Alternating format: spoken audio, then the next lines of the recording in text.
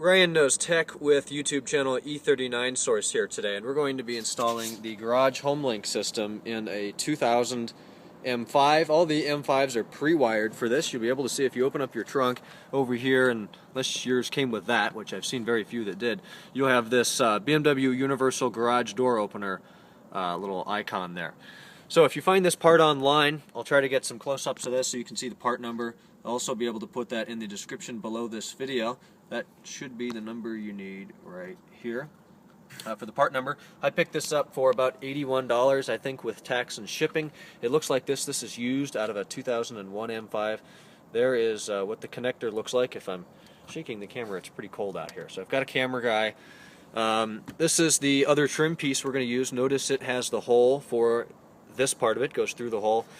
You could probably take your existing panel, if you've got the Alcantara or whatever headliner finish you have, you could use the existing one and cut a hole in it, but I just found this online for $75 or so, so we're just going to use that. So now we're going to head in the car. We're going to need a pry tool. You could probably use a flathead screwdriver. I've got one of those in case this doesn't work. We're going to pry the old one out, confirm that the wires are there. I don't know if all E39s are pre-wired. I know that all M5s are, and probably the 540, but you'll have to check your own trunk for that. Alright, starting inside the car here, we're going to see the existing trim panel up here. We've got the sunroof control. This is for a microphone if your car has that. But this needs to come down. This is pretty simple. This piece starts right here behind these lights, comes over to here. I'm going to try to use this pry tool, get about an inch back from its closest point there, shove it up there a little bit, and just kind of use some leverage against the rest of the headliner here to pop it out. You'll hear a click, confirming that the clip has released. There we go, like that. Sounds kind of gruesome. It probably is. We'll come over here maybe. Then there's two more on the right side. It's going to come down like this, revealing all of the wires here. I'm just going to go ahead and pull the wire out of this. It'll be easier to remove the rest of it. It's just going to back out right like that. It's pretty simple. Then this module here for the sunroof just pushes out from the back side, maybe, just like that. Set that aside. You probably still want to use your sunroof. We'll also take out the dummy panel here for where the Bluetooth microphone would be if you've got that. Now we have this. If you were cutting, you could see that you could just cut something around here out. You'd want to measure it, get it as accurate as possible. But as far as I'm concerned, this piece is now done. Looking up into the wires here, we've got a crap ton of different wires. This black one here looks like we've got, is that 6 pins? That's for the sunroof wire, or the sunroof controller. The white one, which I'll show you in a minute where it will be if your car is pre-wired. It's all the way over here. We'll get a better camera shot in a minute. It is white. It's got 3 pins there, and that is going to be used for the HomeLink module. There's also a blue one right here. That's actually for the Bluetooth. That's got 6 pins as well. So if you wanted to use Bluetooth, you could. There's another little black one up there. I think that's for hands-free something.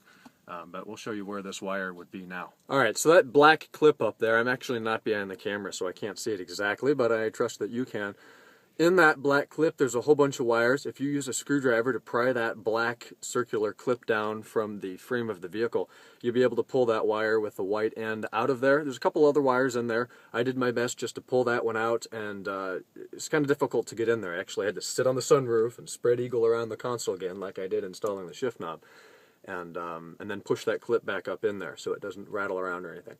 But once we've got that wire down, it's just going to be a matter of coming back down here with the new trim piece, installing all of the stuff. So the sunroof cable, we'll have to figure out which way that's going to go.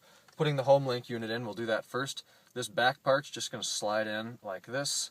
Try to back it up as much as possible, and then you're going to see the retaining clips right here. If we push those in towards the back of this piece and then up, it will snap in, and notice it goes around this lip, so it's actually really sturdy in here. It's not going to move a bit. Installing this is just going to go the same way it came out of the other one. The open arrow is at the top, the closed one is at the bottom in relation to the HomeLink unit here.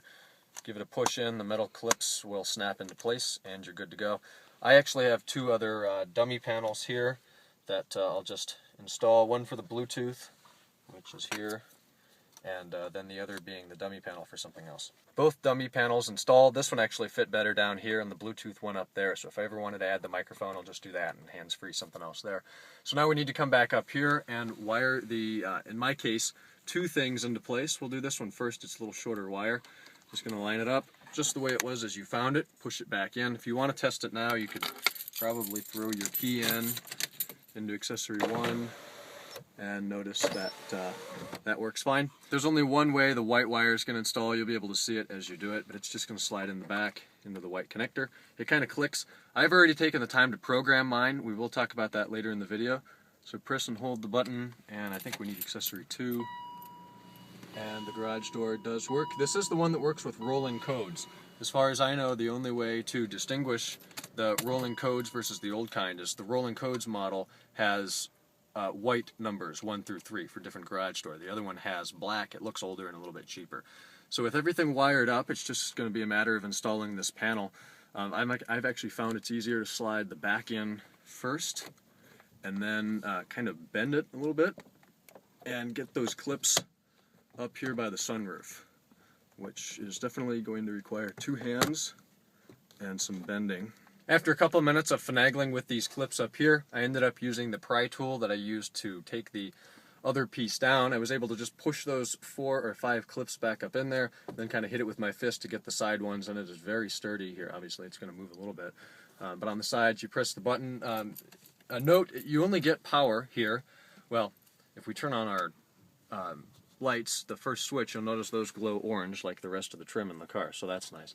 But if you actually want to use the unit, you need to have engine on or key position 2, which turns on the rest of the dash lights, and then you'll be able to push this button. Notice the green indicator light, and my garage door does start going down.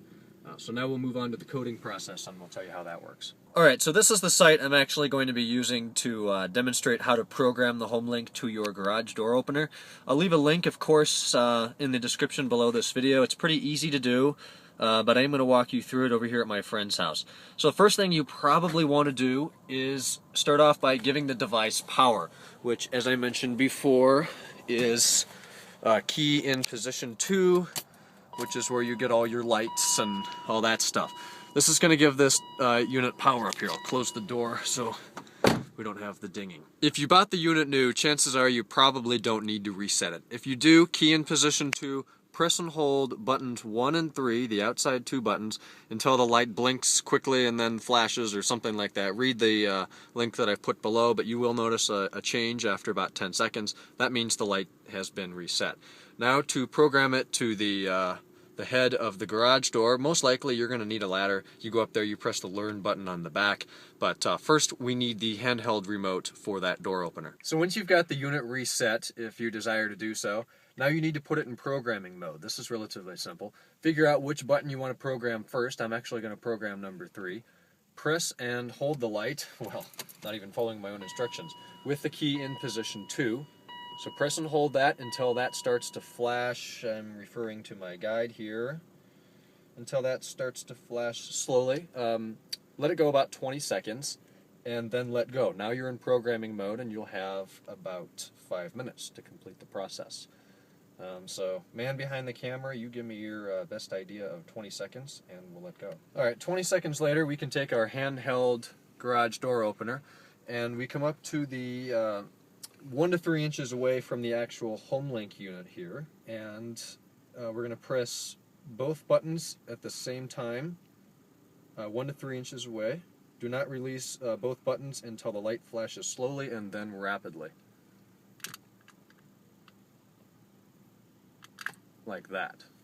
So now we can run a test and see if that actually worked, and as expected it did not, because we're working with a rolling codes garage door opener. So at this point we need to move on to the, if you're referring to the document, it says programming for, or actually how to tell if you have rolling codes.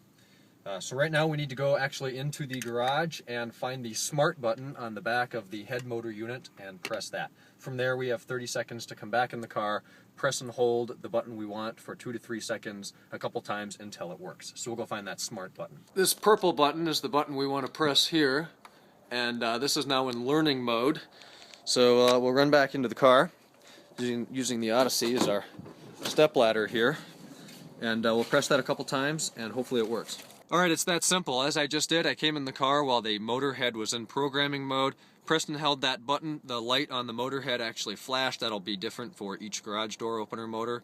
And now it works. So I've got one set for my house, two here. It's a pretty simple process. So there we go. That is the simple install of how to put the garage door HomeLink in a E39 5 Series. It should work about the same on any BMW really with that style. The E46, I'm pretty sure, used the same unit right there. But as long as your car is pre-wired, it's pretty easy and pretty inexpensive to do, and it definitely adds a lot of function to the car. So hope this helped. Leave some comments, and I'll talk to you in a future video. Thanks for watching.